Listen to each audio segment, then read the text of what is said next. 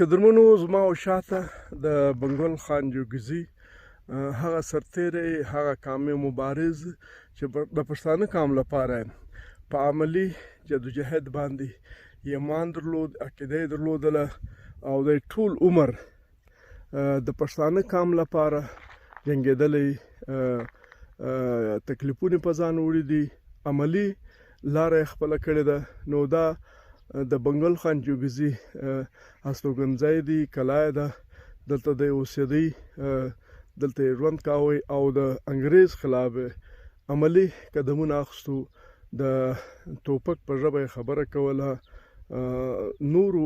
نورو کوم لارې چې دي د قام د خلاصتوب په دا ایمان نه درلودی. د یوازې د ویل چې لکه انګریز چې له ټوپک سره راغلی دی، نو د ده خلاصتوب لاره هغه یوازې ټوپک دی او موږ به په ټوپک باندې له ده ځان خلاصوو. دا زموږ دښمن دی، موږ خرابوي او دا که څونه واکمن یې په موږ باندې، موږ به تر هغه وخته غلامان یو. نو ده د پښتانه قام د ازادۍ د بري دپاره عملي جدوجهد کړی دی. ازادۍ لپاره، د خپلواکۍ لپاره په تېرې وختونو کې یا په ماضي کې د جنګ لاره شوله، لیکن اوس چې دی په دې جدید دنیا کې د ازادۍ لاره، د خپلواکۍ لاره، هغه یوازې تعلیم دی. که چیرې پښتانه تعلیم حاصل کړي، شعور یې ترلاسه کړي، یو داسې سپېڅلی تعلیم، یو داسې سپېڅلی نصاب چې په هغه کې د پښتانه د دې قام د ګټو لپاره خبره سوي، یا هغه نصاب د هغه تعلیم د پښتانه قام د ګټې لپاره جوړ سوی وي، نو بیا به بری ترلاسه کړي. که نه وي دا پښتون به ډېر وخت غلام پاتې سي او کوم جنګ یا ټوپک چې دی کوي، یا ټوپک د لاس اچولی دی، 40 کاله وشو، هغه ټوپک دا پښتون له مرګه نه وژغورئ، له بدبختیو نه وژغورئ او نه خپلواکي ترلاسه کړل. دغه د پښتانه قام د هغه عظیم مبارز، د سرتیري، د عظیم اتل، د عظیم لارښود بنګل خان جوګزي کلا ده. بنګل خان جوګزي استوګنځی دی، دلته به دی.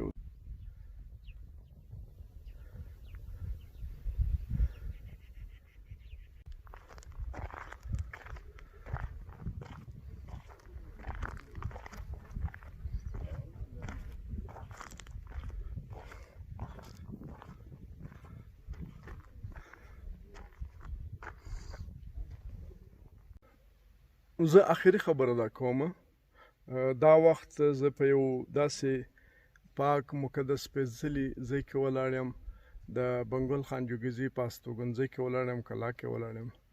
زه اوس هم دا خبره کوم چې په دغه کلا کې چې څوک اوسېدلی دی، د قام مبارزه یې کړې ده، سپېڅلی و او په دې قام کې نن هم، په دې پښه کې، په دې کلا کې نن هم دغسې د ده په نسل کې یو سپېڅلی انسان اوسي، نواب ایاز خان جوګزی، چې له دې قام سره ډېر مخلص، ډېر وفادار دی او په دا قام باندې دردمند دی، خوا یې باندې بدېږي. په دې کې نواب بنګل خان جوګزی کوم یو دی؟ دا نواب بنګل خان دی، دا ظریف جان دی، ظریف خان. دا ظریف خان دی، په دا ګوته ورنږدې کلي او دغه دی، دا ظریف خان دی، دا نواب بنګل خان دی. نواب بنګل خان پر څنګ یې څوک؟ دا نور نه پېژنم، دا ګرده دوی خپله کورنۍ. دا هم دی؟ دا بیا بنګل نیکه دی. بنګل نیکه دی. دا تاریخي عکسونه دي ټول. ښه، دا څوک دی؟ حاجي جهانګیر، دا تیمورشاه کاورو. صحیح دی. او دا بیا چې دی پارو دغه دی سفتر دی، هغه ابراهیم سیمرکي. ښه ابراهیم سیمرکي هغه دغه. صحیح دی، ټیک. دا بیا حاجي عبدالرحمن کا دی، دا مدیار خان. صحیح.